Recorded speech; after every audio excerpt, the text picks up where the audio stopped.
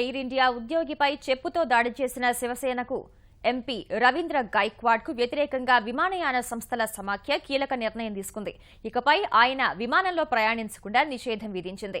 పుణే నుంచి ఢిల్లీకి వెళ్లిన విమానంలో బిజినెస్ క్లాస్లో కాకుండా దిగువ తరగతిలో కూర్చోబెట్టారనే ఆగ్రహంతో ఎంపీ రవీంద్ర గైక్వాడ్ విమాన సిబ్బందితో వాదనకు దిగారు. తర్వాత ఓ ఎయిర్ ఇండియా ఉద్యోగిపై దాడి చేసి పాదరక్షలతో కొట్టారు. ఈ ఘటనపై అన్ని వైపుల నుంచి తీవ్ర విమర్శలు వెల్లువెత్తాయి.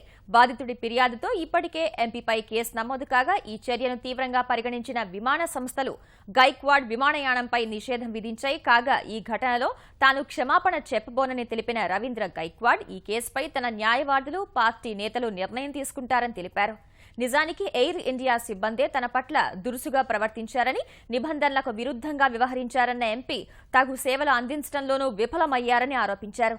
ఇదే అంశంపై పౌర విమానయాన శాఖ మంత్రికి లేఖ రాసినట్లు రవీంద్ర గైక్వాడ్ తెలిపారు. కాగా ఇలాంటి ఘటనలు పునరావృతం కాకుండా చూసేందుకు పౌర విమానయాన శాఖ నిషేధిత ప్రయాణికుల జాబితా సిద్ధం చేసేందుకు ప్రయత్నిస్తున్నట్లు కేంద్రం ప్రకటించింది.